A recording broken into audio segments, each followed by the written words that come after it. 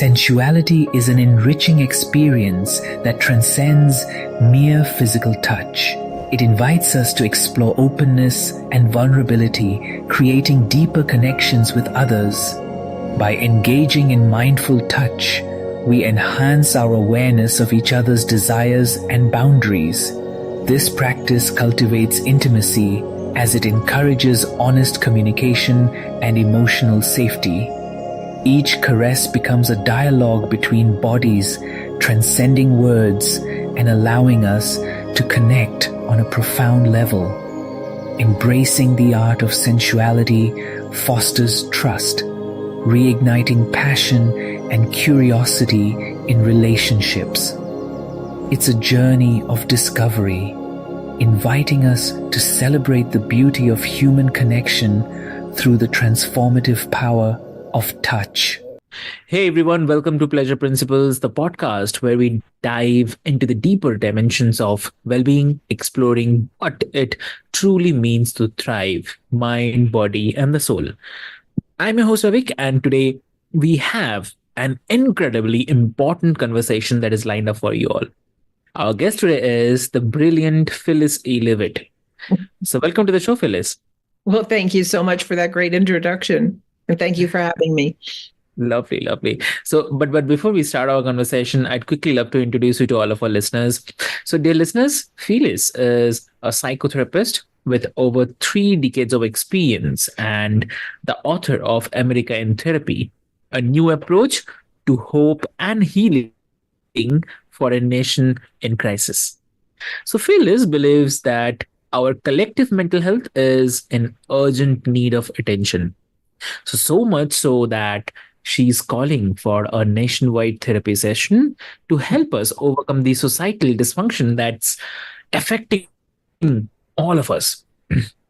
So we will explore how principles of psychotherapy can offer answers to the anger, division, and crisis we are facing today. So both as individuals and as society. So buckle up, because this is one conversation that you won't want to miss. So welcome to the show again, Phyllis. Thank you so much. And thank you for having me here with you. Lovely, lovely. So Phyllis, what inspired you to look at America's challenges through the lens of therapy?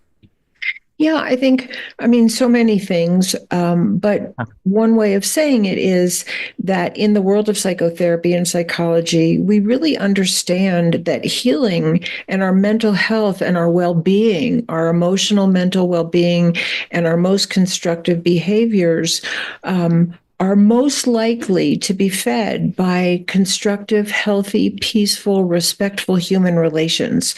And it's the harm that has been done to us by other people that actually causes our dysfunction and our acting out and our depression or addiction or anxiety or isolation. It's the ways that we've been hurt by other people that haven't had a chance to heal that cause our greatest pain.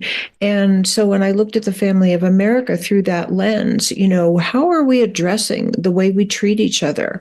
Are we fostering healthy human relations? Are we looking at the well-being of everyone as a goal? Or are we just invested in winning an election or winning, a vote or winning, that our policy gets passed, and without regard to the impact that it has on everyone? Are people being hurt by what we do? And if so, why are we allowing that? Exactly. That's very true. Yeah. And in your book, you describe the nation as if it were a therapy client. So what would you say America's biggest unhealed wounds are? Basically, the unhealed wounds in a family, in an individual family, are the same unhealed wounds that we have as a nation, where one person overpowers another without regard for whether they're hurting them or not, where one person takes from another without consent, without regard for the impact, again, on who they're taking from. in a healthy family, let me put it this way, in a healthy family, and again, none of us is perfect and we all make mistakes and have to repair our relationships at times, but in a relatively healthy family, people listen to each other. Everybody has a voice. There's respect. There's safe boundaries. There's a commitment to not acting out physically, sexually, verbally, or emotionally on each other. In other words, there's a commitment to nonviolence. And when we lose it and yell, or we do, something that is outside of those boundaries, we really look to repairing that and making amends and doing better in the future. In a healthy family, there's good boundaries. I don't just take from you.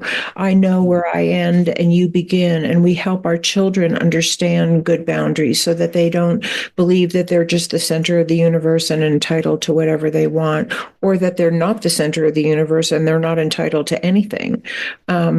So these are some of the qualities of a healthy family. Another one is that we tolerate our differences and we can even celebrate our differences, that one child might be great at math and another is artistic and another just loves animals, and we have different aspirations and different natures, and that we love and respect and honor all those differences rather than trying to force someone to be like us.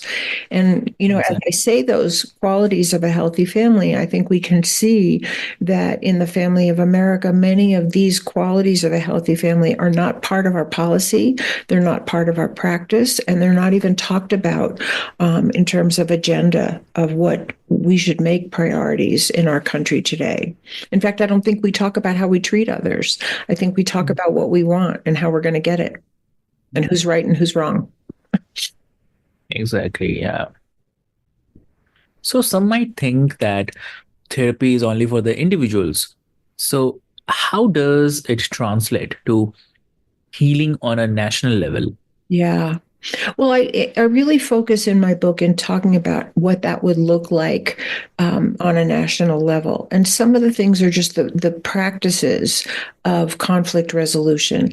Because in our country, I don't think that we even look at as a goal resolving conflict. We're still in a win-lose paradigm. Who's going to win and who's just going to lose, and who's going to get their way and who's not, rather than a win-win paradigm, which is what a healthy family would embrace, where everybody wins. Everybody gets some of what they want. Everybody gets heard. Everybody is safe. Everybody gets their needs met as much as humanly possible, and obviously we don't get them all met. So I think and the bottom line for all that kind of conflict resolution is people sitting down and really deeply listening to one another with an open mind, with respect, with restraining their most reactive impulses, and taking responsibility for themselves. How can I make this better? Rather than pointing the finger and blaming you. And in the best therapy, this is what we teach people to do. And this is what works. When people get off the blame and I'm right and you're wrong, and they start listening deeply and developing empathy and compassion and having a more open mind to the validity of the other person, with a desire to work it out, then you have relationships that become healthier and more fulfilling and more peaceful and more loving. And those same principles of personal responsibility and restraint from our most aggressive impulses when we're upset, and making amends when we need to, and really setting the agenda for the goal to be that we reconnect and we work together, those principles can be brought to a nation. And I think we can see that that's not what's playing out now.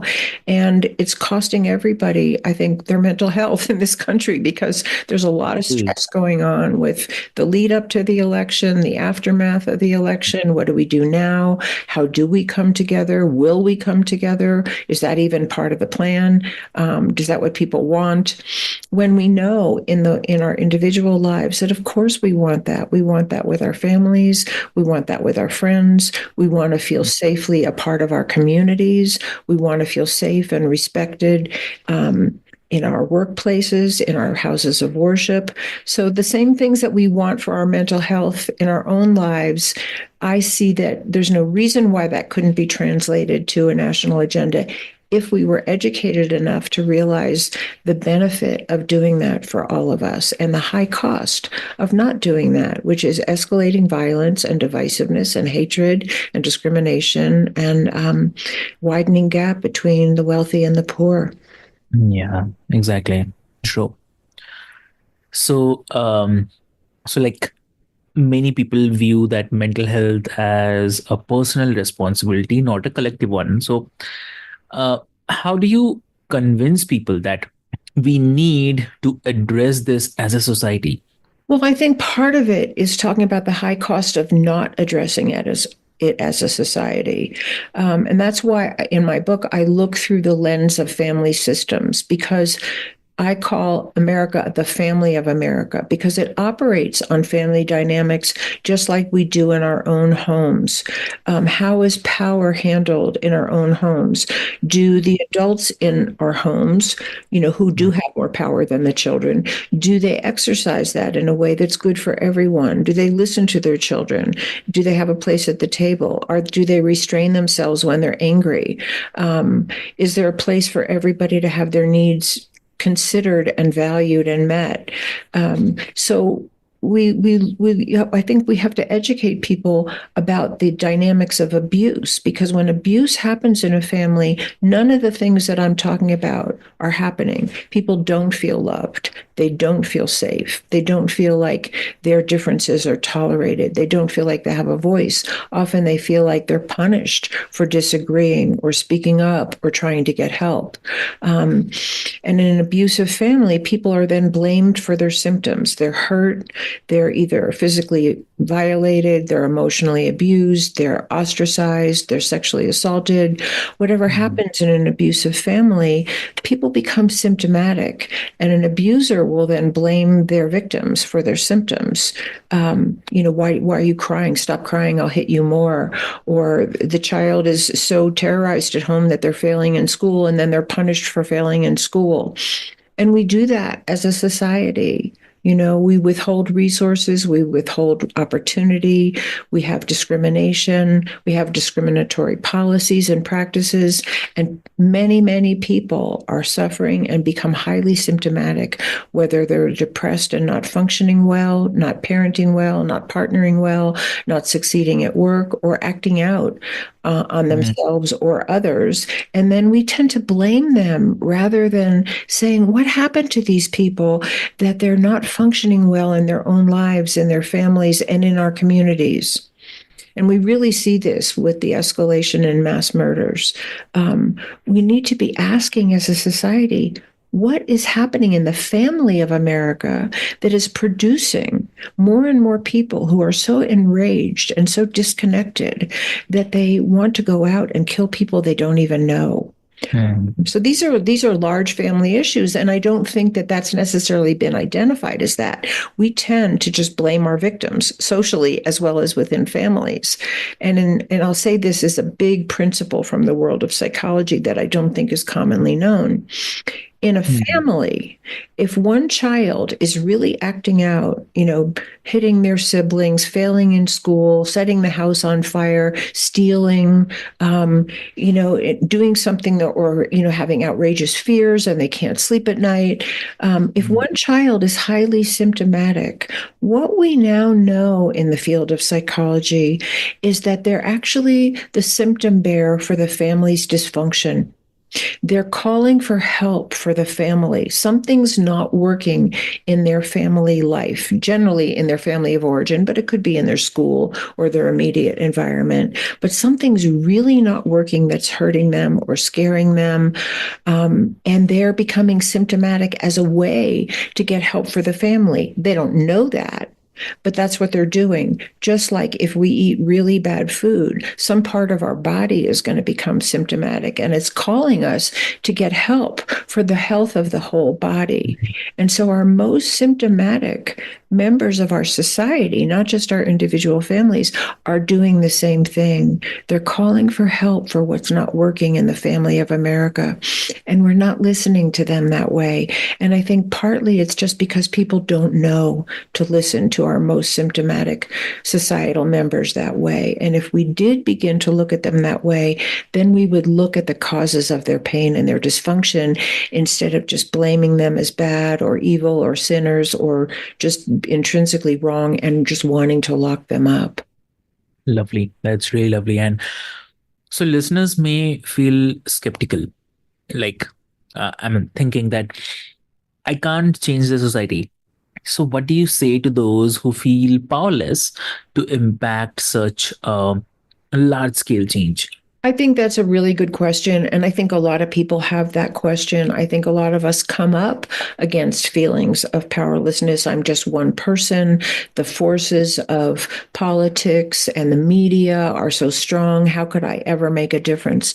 And the two things I want to say, I don't know, what's really possible. I don't know. But because none of us really know, but we know what we're dealing with more or less. And the two things that I would say are this. Number one, in an abusive system, whether it's in a home or a community or a business or a government, those in power who are wielding power in a harmful way toward other human beings want you to feel powerless. They don't want you to resist. They don't want you to find a way out. They don't want you to call out abuse and neglect and bring it to other people's attention or get help. So it's part of an abusive family system that more and more people actually feel that kind of powerlessness because they've been so overpowered and perhaps have not yet found a way to help themselves or get rescued. So I think we have to know that that's part of the dynamic of a dysfunctional family system on any scale, that those who want to hold on to power and don't care what their impact is on others want you to feel that powerlessness and do nothing to resist. So that's one side of it. The other side is that I think we really have to help each other understand that we can all make a difference. I can make a difference in the lives of the people around me. The people around me definitely can make a difference in my life.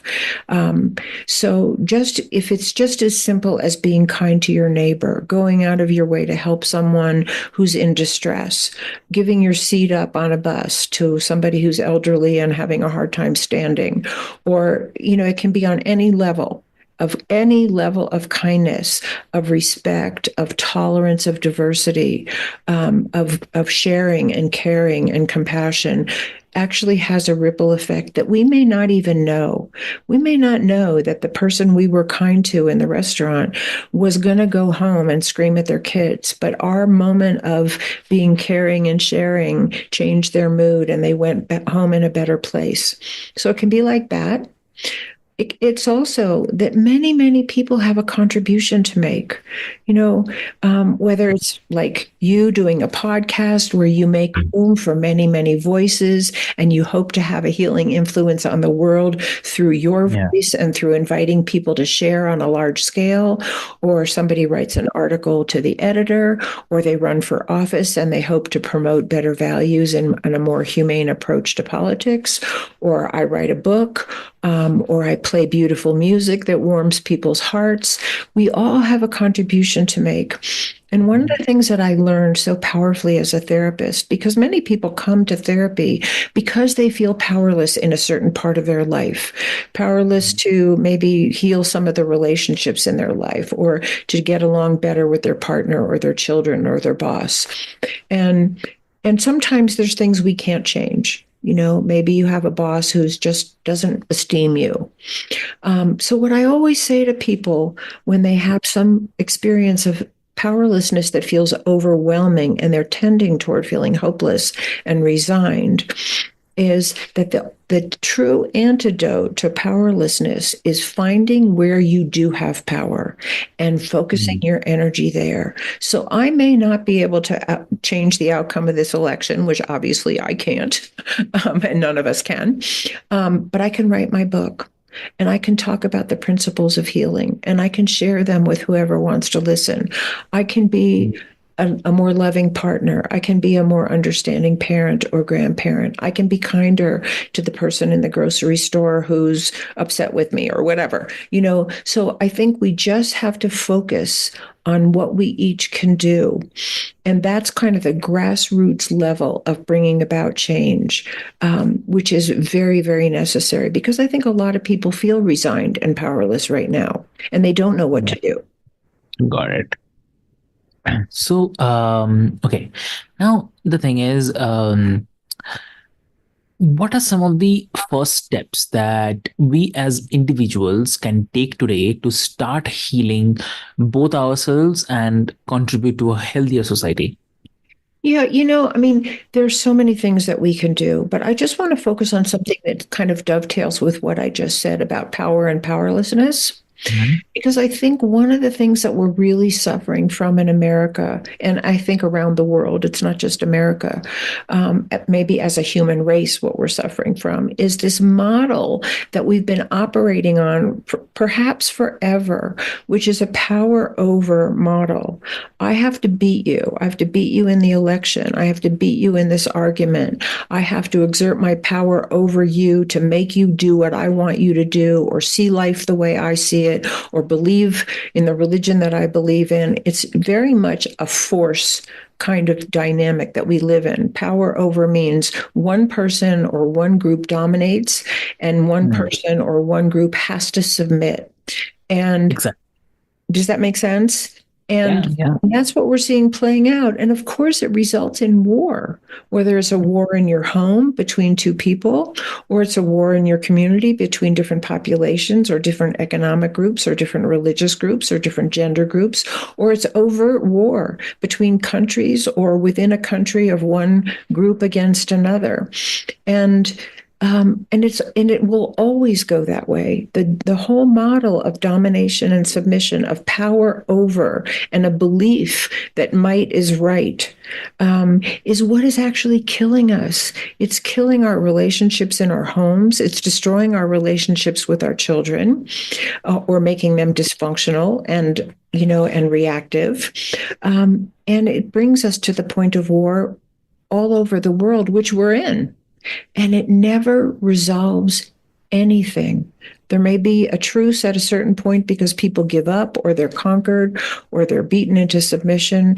And there may be a period of peace for a while after that, until the next war breaks out. And often, as we see historically and see around the world now, that many of those who have been so drastically overpowered and forced to submit later become the oppressors, because all that rage and all that feeling of not wanting to be the underdog erupts as identification with the aggressor, and they become like the people who hurt them. And we see this. And the tragedy is, for me, and I think for so many people, that it's mostly innocent civilians who suffer as a result, who have nothing to do with the conflict. They're such a huge part of the list of casualties. And I think we can't go on this way. And I think we have to educate ourselves that this is only going to produce more of itself. Abuse produces abuse. Violence produces violence. And one of the reasons why, and there's many reasons why, but one of the big reasons why is that abuse destroys the bonds of loving connection. When you're hurt by another person, you do not feel safe, loving connection with them, and they don't feel it with you. Otherwise, they wouldn't hurt you. And so that broken bond is the fertile ground for more abuse and violence to happen. Once we don't care about each other, then we don't care what we do to each other. True. Exactly. Great. Great. So, thank you, Phyllis, for sharing your wisdom and insights with us today. It's just such an impactful thing, and your call to action is definitely clear, and your message is hopeful. So, Yeah, therapy let me is. just maybe end on a message of hope, and that Yeah. is that we can all learn to learn how to resolve conflict peacefully and without aggression. Okay. We can all learn to listen more deeply to an opposing point of view. We can all learn how to commit to reconnecting with one another rather than winning the argument. And again, I just want to reiterate something I said earlier, because I do want to end on a positive note. Do what you can. And don't believe that it's meaningless, because every person's act of loving kindness and peaceful conflict resolution and consideration and tolerance of diversity matters in this world. And it hopefully will create a wave where that's actually what we legislate. Wow, lovely, lovely. Great. So, thank you so much. And thanks for, dear listeners, thanks for tuning into Pleasure Principles. And until next time, take care of your mind, heart, and let's make a difference one connection at a time. So, thank you so much. Thank you.